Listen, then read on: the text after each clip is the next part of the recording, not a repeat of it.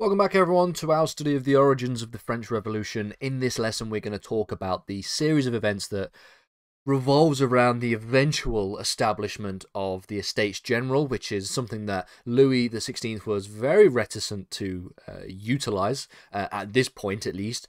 And so we have to talk about this creation of, or the establishment of, the Assembly of Nobles, and how all this fits into and ties into mainly the financial problems that the French crown was dealing with at the time. So all of these things are going to have to tie into each other from that particular angle. So the final two lessons in this chapter, or at least the final three lessons, because we're sort of going to tie into the next chapter, which focuses specifically on the attempts to create a constitutional monarchy, focuses on the political collapse of the Ancien regime. And this goes from the Assembly of Nobles, which begins in around the February of 1787, to the meeting of the Estates General, which takes place in around May of 1789. And we then talk about the state of France at the point of the meeting of the Estates General, and then focus on what the Estates General actually argued for, and how the breakup of this Estates General led to the creation of the National Assembly, which Louis was almost forced to concede to, essentially, and then how this breaks out into the creation, or the attempted creation, of a constitutional monarchy. So, as an introduction, what is the Assembly of Nobles?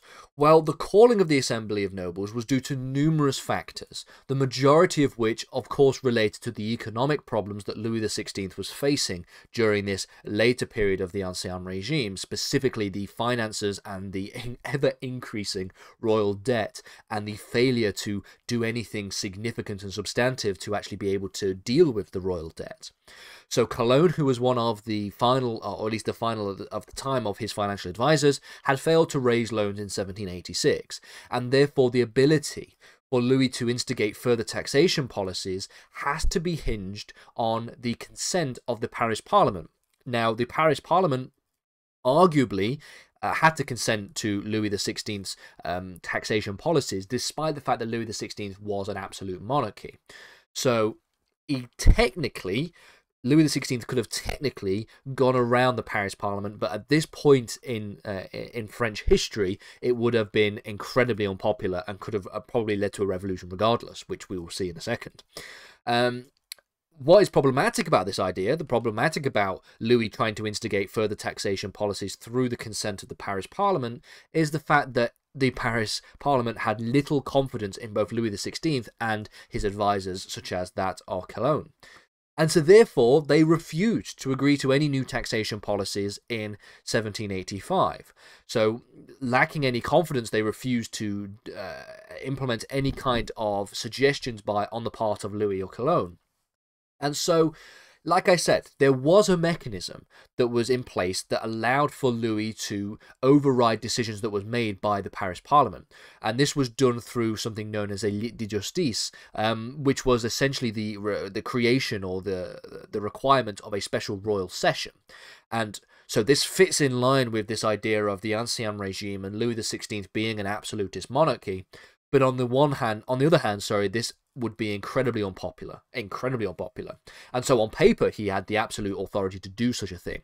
But in reality, it would have been incredibly limiting in terms of his ability to make this particular action stick, which we will see in the future.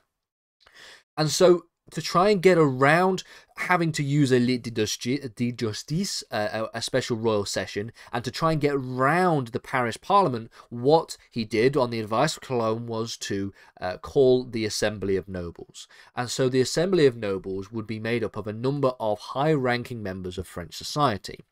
It totaled 144 individuals. This included, or unfortunately included, leading members of the Paris Parliament, who we know already are very suspicious of Louis XVI's ability to even deal with the financial problems at the time, and so was going to be incredibly reticent towards opting or adopting any of his ideas, as well as 7 what are known as princes of the blood, which were just essentially close familial ties to Louis himself, as well as high-ranking members of the nobility and high-ranking members of the church. So, generally speaking, the upper echelons of society, the first and the second estates of society, people relating to the clergy and people relating to the high members of the nobility, as well as some of the members within the sort of legislative and the sort of administrative area of the Paris Parlement. So, the meeting of the Assembly of Nobles will take place in February of 1787, and there will be a number of proposals that Louis will put to the Assembly of Nobles. Now, Louis XVI was under the false impression that the Assembly of Nobles will just agree to all of these proposals. These proposals, by the way, are to essentially try and save the royal finances, to stop the royal, stop essentially the royalty from going bankrupt. Problematically, though, Louis was under the impression that the Assembly of Nobles would grant, for example, a land tax without exception, something that was needed for the raising of revenue to try and balance the budget. He also accepted, or expected, should I say, that they would create new elected regional assemblies with the aim of implementing new forms of taxation, as well as removing restrictions on trade in order to stimulate economic growth. All of these things in reality were probably necessary for the upholding of the economy and for the upholding of the monarchy in the form that it exists at the moment. But in reality, the nobles would reject all of these things, and they would reject them on a number of different bases. So, for one, there was probably a tendency for them to act in their own self-interests, and because this was high-ranking members of the nobility, the granting of a land tax and the creation of regional assemblies could have potentially caused them or brought about a situation where they would be paying more tax. And so they would reject the idea, within their own interests, of wanting to implement and pay further taxation measures. It makes sense, but it is one of the things that, one of the potential reasons why they had rejected these proposals.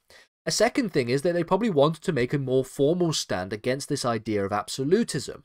And we have to then bring in some more of the elements of the Ancien regime that we focused on in previous lessons, the idea of these Enlightenment ideas, and the impact of further foreign activities that could have had an impact on the position of the monarchy within French society, the position of the monarchy within the higher rankings, the higher echelons of French society. So things like the American Revolutionary War and the War of Independence, this sort of breakaway from the British monarchy, was something that resonated quite heavily with the higher ranking echelons of French society. And so taking a formal ideological stand against absolutism was clearly present in the monarchical reign of Louis XVI. And then we have this idea of there existing a lack of confidence in Calonne as the person who was the advisor to Louis XVI. Now, part of this was done by motivated plotting by individuals such as Marie Antoinette, and we'll talk about Marie Antoinette later on in future lessons, as you will probably, as you could probably tell, one of the most famous individuals within the French Revolution itself. But people like Marie Antoinette would feed into this idea that there was a lack of confidence in the economic proposals that were set forth by people like Calonne and people like Louis XVI and people like Necker, who was the person who had taken over before Calonne was instigated into power. And so all of these different proposals were rejected for all of these potentially different motivations.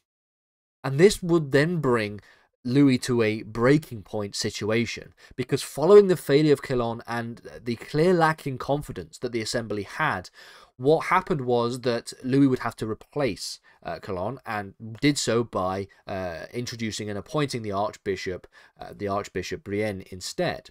Now, what Brienne would do would be to propose a number of different reforms, one of which was the recommendation of the implementation of a land tax. Again, this idea of a land tax was something that was necessary for the functioning of the French state at this point. And rather expectedly, as you would probably imagine, the Assembly of Nobles would also refuse these proposals that were established by Brienne. And so, really, their suggestion was that the new taxation reforms would need to be put to the whole of the French people and not just to the Assembly of Nobles, which means that you would have to call an Estates General, a meeting of all of the different estates, the first, second and third estates. Now, when I say put to the entirety of the French people, and that would be done using the Estates General. What I mean by this is everybody except for people like the peasantry within French society, who of course were not invited to the Estates General. So to suggest that this was a kind of democratic reform and a democratic proposal to create and to establish an Estates General to put through these taxation reforms is not exactly true. It was arguably more democratic than the Assembly of Nobles, but the Estates General was still very much focusing on the higher ends of the echelons within French society. And obviously, Louis XVI was not particularly keen on calling for an Estates General, and so he would dissolve the Assembly of Nobles and attempt to present the reforms back to the Paris Parliament. When the Paris Parliament then refused those reforms again, Louis decided to do the nuclear option, the absolutist monarchy option that he was trying to avoid all this time, which was to just bypass the whole process and use a livre de justice, which would therefore show his absolute authority as monarch. In response to the absolute monarchical authority that was on display, an aristocratic revolt would begin against Louis, and the nobility would then meet without Louis to discuss the ways in which they could defend the authority of the Paris Parlement. And because the Paris Parlement is essentially being bypassed and essentially being undermined by the authority of Louis XVI in this regard, so they argued that they needed to have some kind of authority of the Parliament that was to be put in place, which is why the nobility established their own meeting without the presence of Louis. So all the back and forth that we have seen in this lesson, the biggest issue, of course, is the slower collapse of the economy under the weight of the royal debt. And in August of 1788, this collapse would become more apparent when we see that the Treasury starts suspending payments. So the reality of the royal debt starts to creep in more and more. With Louis being out of options, because essentially what we have here is we have the rejection, the aristocratic revolt against his absolutist authority. He would reappoint Necker, and he would then advise him, who would then advise Louis, to just call an Estates General meeting in May of 1789. And so ultimately all of this back and forth with the Assembly of Nobles and all of this back and forth with the Paris Parliament would just eventually lead to a meeting of the Estates General in 1789. A lot of things take place before the Estates General meeting begins. So a lot of key problems that Louis and Necker didn't actually deal with before the meeting of the Estates General. So, for example, the voting process within the Estates General, which would become incredibly problematic.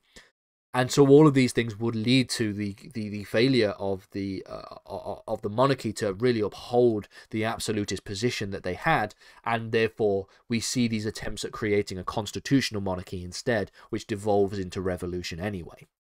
So what the next lesson is going to do is focus on what France was like, the state of France, both politically, societally, and economically, at the point of the meeting of the Estates General in May of 1789.